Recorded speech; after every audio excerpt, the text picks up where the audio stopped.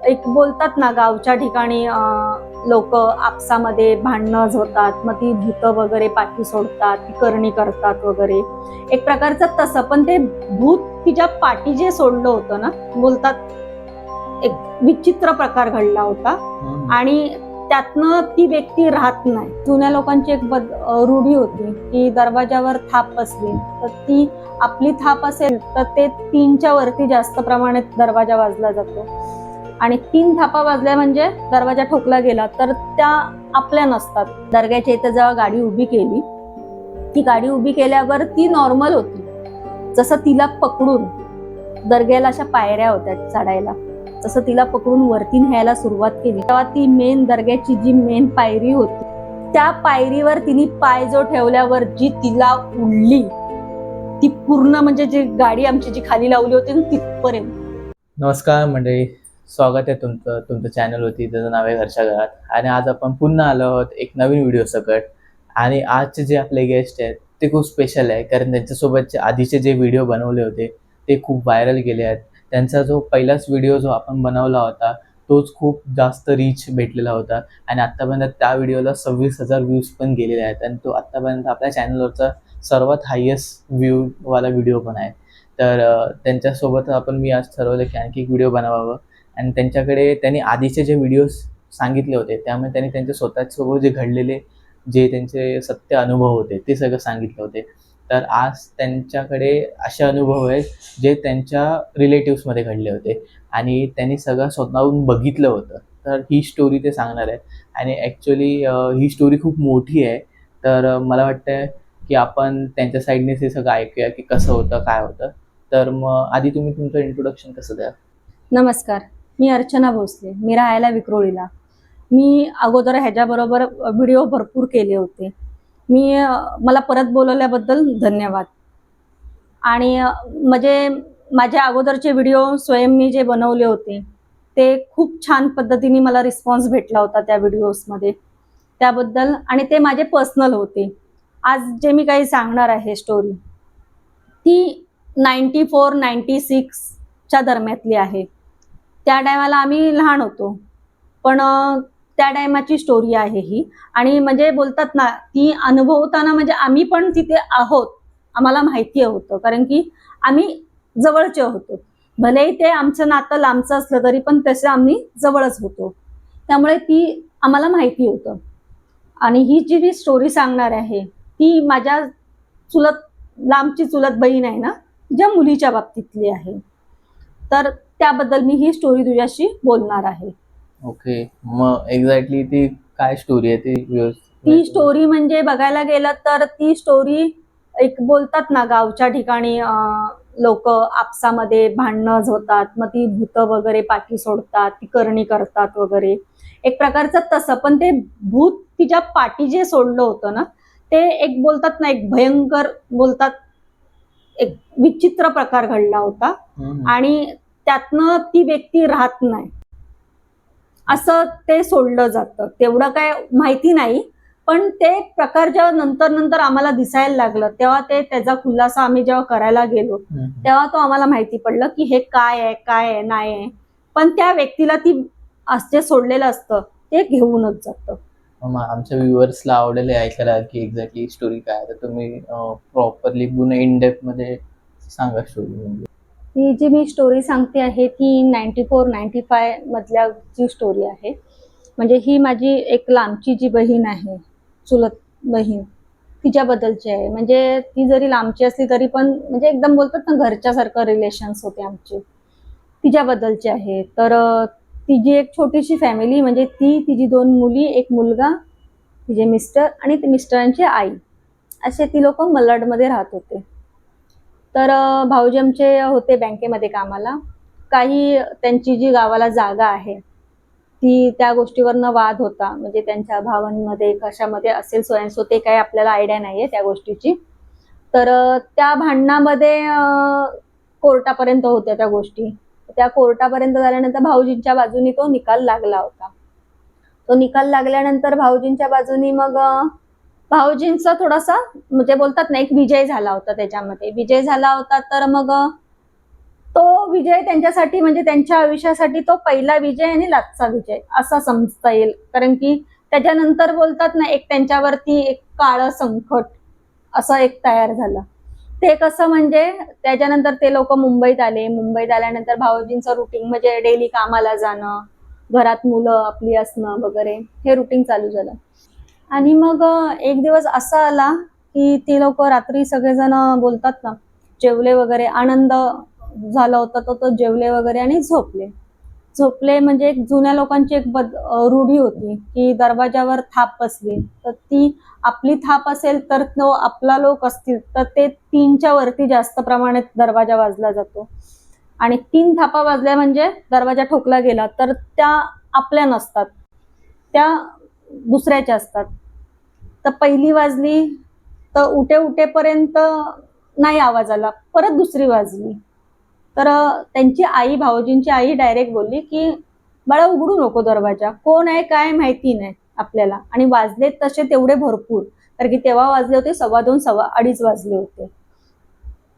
परत तिसरी वाजल्यानंतर आवाजच नाही आला. 3 थापा वाजल्या दरवाजाच्या, आवाजच नाही आला. आवाज नाही आल्याबरोबर आई बोलते नको उघडू, पण भाऊजी कसे मुंबईत राहिलेले, ऐकलं नाही त्यांनी. आणि मला एवढ्या पॉश एरियामध्ये मलाडमध्ये राहत होते ते. त्याच्यानंतर त्यांनी दरवाजा ओपन केला. ओपन केल्याबरोबर ते बाजूला झाले, पण दरवाजाच्या समोरच त्यांची छोटी मुलगी झोपलेली होती. दरवाजा ओपन झाल्याबरोबर आहे ना, त्यांना बाहेर तर कोण दिसलं नाही, पण त्यांची छोटी मुलगी मोठ्याने किंचाळली. तर त्यांचा असं समज झालं की स्वप्न पडलं असेल, त्यामुळे ती किंचाळली वगैरे, असं त्यांचा समज झाला. बाहेर जाऊन त्यांनी बघितलं तर कोण नाही. म्हणजे जे काम व्हायचं होतं ते ऑलरेडी झालं होतं. ते मी सांगतेच आहे, पण त्या किंचाळण्याचं कारण काय आहे पुढचं हे मी बोलते. पण ते बोलतात ना, एक न्यू जनरेशन, एवढं 96 पण म्हणजे ह्या गोष्टी मानत नव्हते, एवढं तरी मला माहितीये, कारण की आम्ही पण त्या गोष्टी मानत नव्हतो. मग नंतर त्यांनी दरवाजा बंद केला. त्यांनी त्यांच्या मुलीला बघितलं की ते बोलले, ती जराशी घाबरली होती, मग तिला झोपवली वगैरे आणि परत ही लोक सगळेजण झोपले. फक्त एवढीच चर्चा केली की कोण असेल. तर आई बोलली पण त्यांची की कशाला उघडलास दरवाजा, एवढ्या रात्री 2:15 2:30 दरम्यान कधीच 3 थापाला दरवाजा उघडायचा नसतो. तर ते झाल्यानंतर मग तो रात्र तर गेली. दुसऱ्या दिवशी मुलीला विचारलं की बाबा तुला काही स्वप्न पडलं होतं का. ती सडनली 8-9 वर्षाची मुलगी होती, पण तिला काहीच एवढं नॉलेज नाही. ती बोलली की नाही मला आठवत आहे पप्पा. त्याच्यानंतर मग तो तर दिवस त्यांचा गेलाच चांगला, पण थोड्या दिवसांनी ती मुलगी एक वेगळं प्रकार करायला लागली. म्हणजे तिचे हातपाय वाकडे व्हायचे, तोंड वाकडं व्हायचं, त्याच्यावरनं ती पडायची. त्याच्यावरनं ते लोकांनी तिला डॉक्टरकडे नेली. तर डॉक्टर बोलायला लागले की आकडी आहे, तिला आकडी येते. त्या आकडीसाठी तिने भरपूर ठिकाणी प्रयत्न केला, कारण की ती वारंवार डेलीच्या डेली तिच्या जे शिरलं होतं अंगामध्ये ते डेलीच्या डेली तिच्यासाठी म्हणजे तिच्यावरती तो प्रयोग करत होता. एवढं म्हणजे की ती कधी कधी अशी उलटी पडायची, तर हे लोकांना तेच मनात गृहीत होतं की हिला आकडी येते, आकडी येते. तर एक जण असंच कोणतरी त्यांना बोललं की आकडी असली ना तरी पण एक तुम्ही बघा, जरा चौकशी करा बाहेरची. तेव्हा बाहेरची चौकशी केली, तेव्हा कळलं की ह्यांची जी आहेत लोक, म्हणजे मी नाव नाही घेऊ शकत आहे ते, त्यांनी तिच्यावरती करणी केलेली आहे. तिच्या पाठून जो जीन पाठवलेला आहे, जीन बोलता येणार नाही आपल्याला त्याला, जो पाठवलाय व्यक्ती तो हिला घेऊनच जाणार, असं एवढं जबरदस्ती तो भूताचं करून ठेवलेलं आहे तिच्यावरती. त्याच्यासाठी जर वेळेवर तुम्ही केलात तर त्या लोकांनी कसं तेव्हा एवढा विश्वास नाही ठेवला. बोलतात ना, एक अंधविश्वास ठेवलाच नाही. हे अंध गोष्टी आहेत, ह्या असं काही नसतं. ती लोक डॉक्टरकीच करत राहिले. आणि एक रात्राला असं घडलं की ती अचानक, बोलतात ना जसं फिल्म मध्ये कसं दाखवतात, अचानक उठणं, म्हणजे उडवून असं उठलं जातं ना, तसा प्रकार घडला. तर ती लोक थोडीशी घाबरले. एक 3-4 महिन्यानंतर ही गोष्ट घडली. घाबरले की हिला काय होतंय. ती स्वतःच आहे ना, म्हणजे स्वतःची बॉडी आहे ना एवढी लवचिक करायची ना की तिला किती जणांनी जरी धरली ना तरी ती त्याला सांभाळली जायची नाही. ती स्वतःला कधी कधी वॉशरूमच्या आतमध्ये आहे ना, त्या WCच्या कोमोडमध्ये कधी कधी स्वतःला ती कोंडायची, की एवढं तिला एवढं हवी करून ठेवलं होतं त्यांनी, की बस रे बस. मग भरपूर ठिकाणी मग नंतर मग त्यांना वाटलं की हे सगळं, भाऊजींना वाटलं, ताईला वाटलं की हे खरंच आहे भूताटकीचं. खूप ठिकाणी म्हणजे तिने, माझ्या बहिणीनी, भाऊजींनी तिला खूप ठिकाणी फिरवलं. कर्नाटक, जिथे जिथे लोक बोलायचे तिथे तिथे तिला घेऊन जायचे. कर्नाटकला, कोल्हापूरला, जिथे बोले, कुठचं चर्च नाही, दर्गा नाही, कुठचं काहीच सोडलं नाही. एक दिवशी असंच झालं, आम्ही गेलो होतो सहज, मी आणि माझे वडील गेलो होतो. आमच्या बाजूला खूप चांगल्या पद्धती बसली ती, आमच्याशी बोलली वगैरे, बोलून वगैरे झालं आणि आमच्या बाजूला खुर्चीत बसली होती. आणि ती जी बोलतात ना, माकड कशी गोलांडी उडी खातो, तशी जी तिने खुर्चीत बसल्या बसल्या जी गोलांडी उडी खाल्ला ना, जी पाठच्या पाठी जाऊन धान दिशी तापटली ना, म्हणजे आम्ही बघत बसलो की काय आहे हा प्रकार. तर माझ्या वडिलांना माझ्या बहिणीनी सगळं सांगितलं, की माझ्या वडिलांनी तात्या हाक मारायची की तात्या असं असं झालंय, असं हिचं होतोय. तर माझे वडील म्हणजे बहिणीवर भडकले की मग एवढे दिवस तुम्ही लोक काय केलात, ती जागा घेतली, पण आज पोरगीची अवस्था बेकार झाली आपल्या, कारण की एवढ्याशा जागेवरनं आज ती पोरगी अशी एवढी हे झाली. मग माझे वडील बोलले की आपण जाऊया. तर माझ्या वडिलांनी पण माहीमला जो दर्गा आहे आपला, तिथे नेली होती. तर त्यांनाही काय दिलं होतं, बंधन वगैरे बांधायला काहीतरी दिलं होतं, पण नाही, ती त्यातनं पण तशीच होती. काही वर्ष ते तसेच चालू होते. काही वर्ष माझी बहीण तिला जिथे बोलेल, ज्योतिषाकडे, भट्टाकडे, ब्राह्मणाकडे, कुठे बोलेल, भगतगिरी करणारे सगळ्यांकडे जिथं जाईल तिथं लोकांना सांगेल तिथं ती फिरवायची. आणि जो तिच्या अंगात जो शिरला होता ना, तो एक बोलतात ना, एक भयानक होता. जसं एखाद्या स्त्री पुरुषांबरोबर जशी राहतात तसा तो करायला बघायचा तिच्या बरोबर.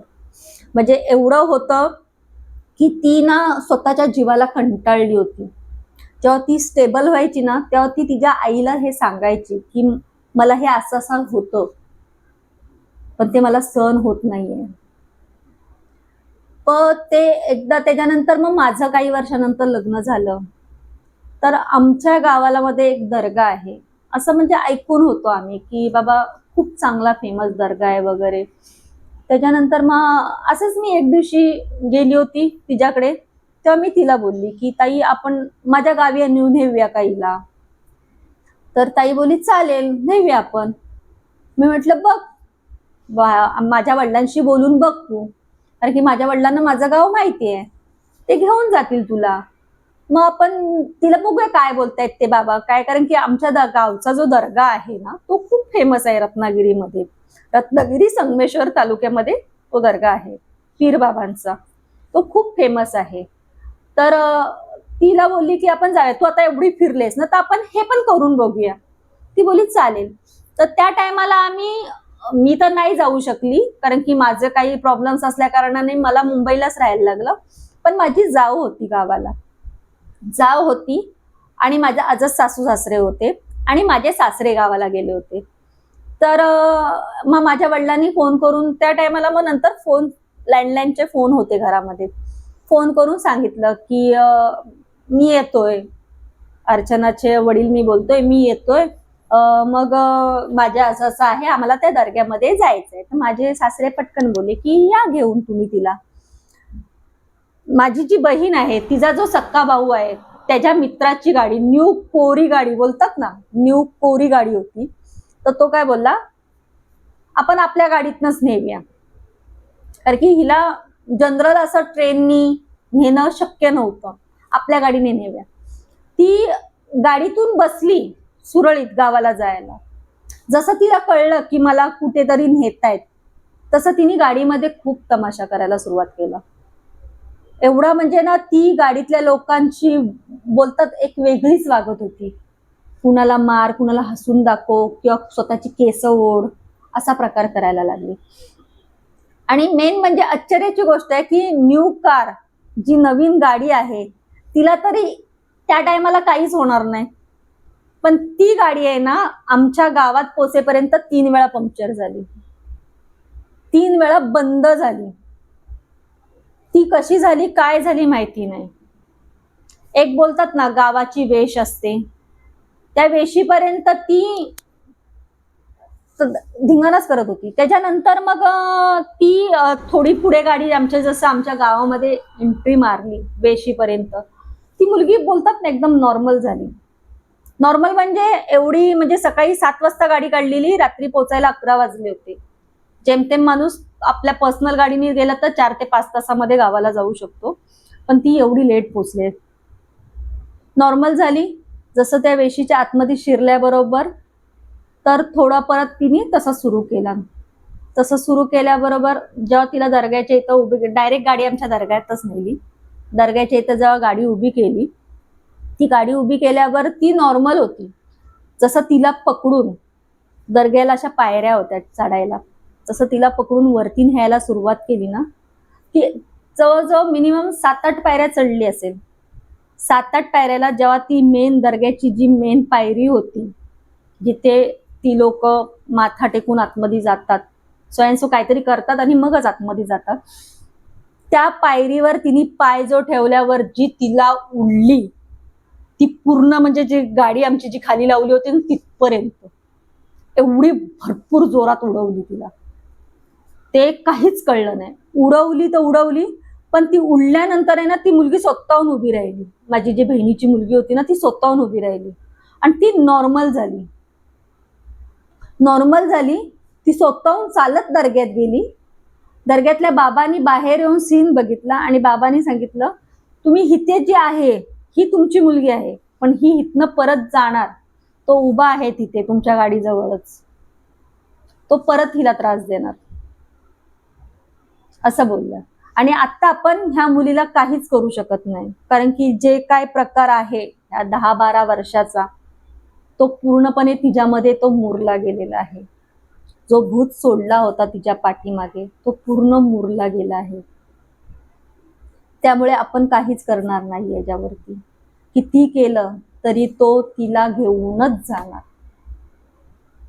आणि जसं एखादं स्त्री आणि पुरुष असतात तसाच तो प्रकार केलेला आहे. आणि हा जो प्रकार आहे तो सर्वात भयंकर, बोलतात ना भयानक मोठा प्रकार आहे. त्यामुळे ह्याच्यावर आपण काहीच करू शकत नाही. मुलगी तिथे एकदम नॉर्मल, माझ्या बहिणीची सगळा सन्नाटा, म्हणजे रात्रीचे 12 वाजायला आले होते, सगळं शांतता, की आता काय करायचं. बाहेर पडला तर तो परत येणार. तिथून मग बाहेर पडले, नाईलाज होतं, बाहेर पडले. बाबांनी तिची झाडणी केली, जे काय त्यांचं करायचं असतं ते सगळं केलं. बाहेर पडले, तिथून गाडीत बसली मुलगी, परत आमच्या घरी गेली. घरात जाईपर्यंत मुलगी नॉर्मल होती, सगळं नॉर्मल चालू होतं. असंच सगळेजण जेवले वगैरे, बसले जरा वेळ, कारण की एवढा प्रवास करून आले होते तर बसले. लहान पूर्ण पडले आणि झोपायला गेले. पण झोपल्यावरती खूप मोठा भयंकर, म्हणजे त्या मुलगीला झोप येत नव्हती म्हणून ती आमच्याकडे जी आराम चेअर आहे ना त्याच्यावर बसली होती, कारण की तिला पूर्ण बोलतात ना एक अधू करून ठेवली होती. तो आपटायचा, धुपटायचा, कारण की तिला उचलायचा आणि फेकून द्यायचा, उचलायचा आणि फेकून द्यायचा. पण नंतर मग अशी ती खुर्चीवर बसली होती ना, ती जी खुर्चीवरनं उभी राहिली ना, अशी म्हणजे बोलतात ना खुर्चीवर अशी बसले ना तर ती जवळजवळ एवढी फूट उभी राहिली, जमिनीला न पाय लावता. म्हणजे जाव मोठ्याने ओरडली की हा काय प्रकार आहे. तेव्हा लाईटी लावल्या आणि तिचा तो चेहरा बघण्यासारखा होता, एकदम बोलतात ना भयानक वेगळा चेहरा झाला होता. म्हणजे सगळ्यांनी शाश्वती सोडली होती की आता ही राहत नाही वाटतं. आणि काहीच कसं बसं करून तिला खाली घेतली, खाली तिला बांधली त्या खुर्चीला. इमर्जन्सीमध्ये जाऊन बाबांना बोलून आणली. बाबांनी जेव्हा परत तिची झाडणी केली तेव्हा मग थोडं ती रिलॅक्स झाली. मग ते बोले काही राहण्यात अर्थ नाही आपल्याला, कारण की काहीच आपण करू शकत नाही, आता हिच्यावर काहीच तोडगा होणार नाही. मुंबईला आल्यावर पण ते बरेच वर्ष तिच्यावर हाच प्रयोग चालू होता त्याचा करणं. खूप वर्ष ती ह्या त्रासातच गेली. म्हणजे तिच्या वयाच्या 8-9 वर्षापासून ते तिच्या वयाच्या 15-16-17 वर्षापर्यंत तरी आय गेस 16-17 वर्षापर्यंत तिने हाच सण केला. आणि नंतर मग ती मेली. ती राहिलीच नाही, ती ऑफच झाली. पण ती ऑफ झाल्यानंतर थोडे दिवस माझ्या बहिणीला त्रास झाला त्याचा. पण हा त्रास होऊ नये म्हणून तिने, म्हणजे बाकीच्यांना होऊ नये म्हणून तिने कोणाकडनं तरी काहीतरी घेतलं होतं, तर त्या लोकांनी वाटतं हातातनं ते बांधलेलं होतं. त्यामुळे तो तिला त्रास व्हायला लागला होता, पण बोलतात ना ते बंधन बांधले असल्या कारणाने तो त्रास तिच्यापर्यंत तो पोहोचला नाही. नाहीतर ही रूढी अशीच राहिली असती तिच्यानंतर, म्हणजे बहिणीनंतर दुसरी मुलगी होती, असं तो एक एक करून सगळ्यांना. कारण की ते बोलतात ना एखाद्याच्या पाठी सोडलं की त्यांना पूर्ण उद्ध्वस्त करून टाकणं, हा प्रकार करून टाकला होता. म्हणजे त्यांचं घर पूर्ण उद्ध्वस्त करून टाकायचा होता. पण त्या पोरगीवरच निभावलं आणि त्या पोरगीला शेवटी तो घेऊन गेला. म्हणजे ती राहिलीच नाही. वयाच्या 17-18 वर्षामध्ये ती ऑफ झाली. म्हणजे बोलतात ना तिने तिचं बालपण सगळं ह्याच्यात घालून टाकलं. जेव्हा आम्हाला कळलं की ती नाही राहिली म्हणून, तेव्हा थोडंसं आम्हाला वाटलं. कारण की एक आमच्या समोर लहानाची मोठी होता होता बघितली, पण जे तिचं बालपण होतं, खेळायचं वगैरे, शाळेत जाण्याचं वगैरे, ते तिला काहीच करता आलं नाही. एक बोलतात ना तिचं बालपण ते सगळं त्याच्यातच हरवलं. पण ते लाजचं, म्हणजे जेव्हा तिला आम्ही बघितलं ना, आम्ही जेव्हा तिला बघायला गेलो, म्हणजे जेव्हा आम्हाला कळलं की ती ऑफ झाली, ती मरण पावले म्हणून, त्या टायमाला जेव्हा आम्ही बघितलं ना तिला, तेव्हा म्हणजे पूर्ण तिला जो तो तेवढा मारत होता ना, म्हणजे केसाला पकडून भिंतीवर आपटणं, म्हणजे ती जेव्हा ती भिंतीवर डोके आपटून घ्यायची वगैरे ना, तर तिचा आणि एकदम ती गोरी गोरी होती, त्यामुळे ती काळे डाग आहेत ना तिचे दिसायचे. तिच्या हातावर आहेत ना, एखाद्याने हात पकडलाय, तर एखादा हात आपण मजबूत असा पकडल्यावर आपल्या थोड्या वेळासाठी त्या हातावर निशाण येतात, तसे निशाण तिच्या हातावरती, कपाळावरती, असं तिच्या अंगावरती मारलेले वन, तिचे ते आपटून धोपटून तिचे सगळे पडलेले दात. जेव्हा आम्ही तिला बघितलं ना, त्या एक बोलतात ना एक वेगळाच रूप, म्हणजे तिचं ते प्रेत बघितल्यानंतर एक आम्हाला वेगळंच हे झालं. म्हणजे बोलतात ना की जी मुलगी आमच्या समोर लहानाची मोठी झालीये, तिला आज ह्या अवस्थेमध्ये बघितलं, तर त्याच्यावरनं आम्ही आमच्या भाऊजींना खूप बडबडलो की एवढ्याशा जमिनीसाठी तुम्ही आपली लाखमोलाची पोरगी गेली, पण आता हा त्रास परत तुमच्या पुढच्या फॅमिलीला होऊ नये म्हणून आपण काहीतरी याच्यावर तोडगा करायला पाहिजे. तेव्हा ते बोलले की आम्ही केलेलं आहे, कारण की असं आम्हाला दिलेलं आहे, तर ते होणार नाही असं. तर ते नाहीच. थोडा दिवस माझ्या बहिणीला झाला होता, मी बोलली ना झाला त्रास, पण तो बोलतात ना जे दिलं होतं बंधन बांधायला, त्यामुळे तो त्रास तिचा झाला नाही. पण आम्हाला त्या टायमाला एवढं समजलं नाही की एक्झॅक्ट हिचं काय आहे. जर त्याच टायमाला आम्हाला समजलं असतं की बाबा हे असं असं केलेलं आहे हिच्यावरती आणि हिच्यावरती सोडलेलं आहे, हिच्यावरती नाही, ते अनायशे बोलतात ना, दरवाजा खोलायला आणि दरवाजाच्या समोर ही असल्या कारणाने हिलाच पकडणं, या जागी दुसरा कोण असता, दुसरी मुलगी असती किंवा दुसरा मुलगा असता किंवा माझी बहीण असती किंवा माझी भावजी असते, त्यांच्याही बाबतीत घडलं असतं. पण बोलतात ना अनायशी ती मुलगीच समोर होती, त्यामुळे त्या मुलगीलाच तो घेऊन गेला. हळूहळू तो सगळ्यांनाच घेऊन गेला असता, पण ते तसं बोलतात एक देवानी साथ दिली थोडीशी, म्हणून त्या लोकांनी ते केलं. भटांनी सांगितलेलं की कोणी सांगितलं होतं आयडिया नाही आपल्याला, त्यामुळे ती लोक वाचली. नाही तर तो हळूहळू सगळ्यांना घेऊन गेला असता आणि घर उद्ध्वस्त केलं असतं. आणि हे लोक जे असे करतात ना, ते घर उद्ध्वस्त करण्यासाठीच करतात. एक प्रकारचा तो भूत पण होता आणि एक करणी पण होती. आणि ही करणीचा प्रकार आपल्या कोकण भागामध्ये, मालवण, कणकवली ह्या भागामध्ये खूप ठिकाणी चालतो. मी असं स्पेसिफिकली त्यांच्या गावाचं नाव नाही घेऊ शकत, कारण की कसं प्रत्येक गावाचा एक रेकॉर्ड खराब होतो म्हणून. पण हे जे करतात लोक, हे कितपत चांगलं आहे हे माहिती नाही. कारण की एक निष्पाप, म्हणजे बोलतात ना त्या मुलीने स्वतःचं बालपण पण नाही बघितलं आणि जे तारुण्य बोलतात एक मोठं होणं असतं तेही बघितलं नाही. तिची सगळी वर्ष त्या ह्याच्यातच हलाखीमध्ये गेली. बस ज्या आम्हाला ती अजूनही कधीतरी आठवते, म्हणजे जेव्हा आमच्या बरोबर लहानपणी खेळायची वगैरे ते दिवस आठवतात. पण कसं झालं, तेव्हा जेव्हा ती असं जेव्हा घडत गेलं तिच्या बाबतीत, तेव्हा ती म्हणजे जी आमची पहिली भाची होती ती दिसायची नाही आम्हाला त्याच्यामध्ये. हिच्या काहीतरी अंगात आहे एक वेगळं, त्याच रूपात आम्ही बघितलं जायचं तिच्यावरती. पण जेव्हा तिचं आम्ही लास्टचा बोलतात ना, एक लास्टचा एक निरोप घेताना आपण बघतो, तेव्हा तिचा चेहरा बघण्यासारखा नव्हता तो. म्हणजे एक बोलतात ना, एक मनात भीती, पण एक लाख मोलाची आपली पोरगी हरवली असं आम्ही समजलो.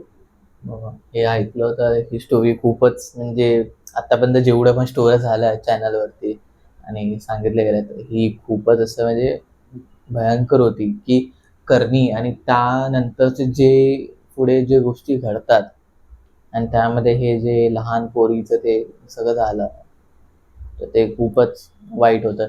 आणि मला तर असं एवढं ओळखीचं तर नाही आहे, स्टील मला ते खूप ऐकून वाईट वाटलं. तर ज्यांच्या ओळखीचं असेल आम्ही ते ते स्वतःहून म्हणजे अनुभवलं, आम्ही बघितलंय तिला, म्हणजे जी जे प्रकार करायची ते आम्ही बघायचो की काय प्रकार व्हायचा ते. पण त्या टायमाला कसं की हे काय आहे एक्झॅक्ट ते आम्हाला पण समजायचं नाही.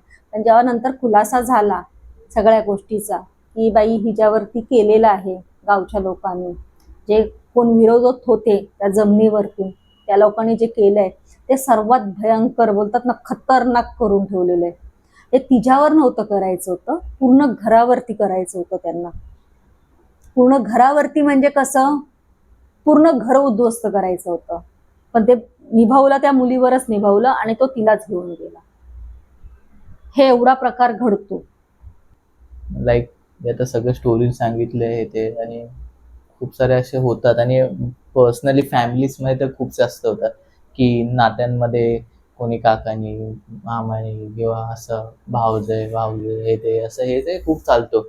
आणि ह्याच्यामुळे अशा लहान पोरांवरती किंवा असं काय झालं तर ते जास्त वाईट वाटतं, कारण त्यांचं ह्याच्यामध्ये काहीच हे नसतो त्यांचं मोठ्यांच्या. काहीच लुकआउट नसतो. मोठ्यांच्या भांडणांमध्ये लहान मुलं वरळली जातात. हे तर असं आहे. आहे. हेच आहे आणि ती स्टोरी खूपच म्हणजे ऐकूनच असं शहारे आले. कारण असं ह्याच्यामध्ये मूव्हीज आणि ह्याच्यामध्ये बघणं वेगळी गोष्ट असते. हे असं आपण बघतो, ऐकतो. म्हणजे एखाद्यासोबत खरं मध्ये घडलं असेल हे समजतं तेव्हा खूप जास्तच एकदम भयानक वाटतं हे. पण आता जे झालं ते झालं आणि आपण आता नेक्स्ट व्हिडिओ बनवू तेव्हा नवीन स्टोरीज घेऊ.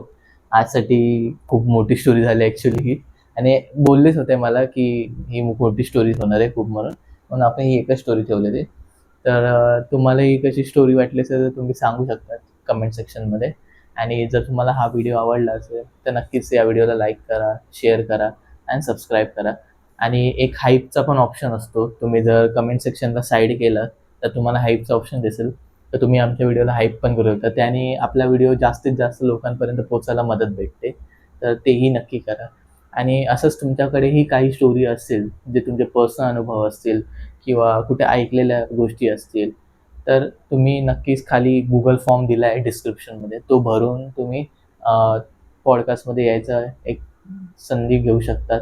आणि आम्हालाही आवडेल की तुमच्या स्टोरीज आणखी लोकांपर्यंत पोचवायला.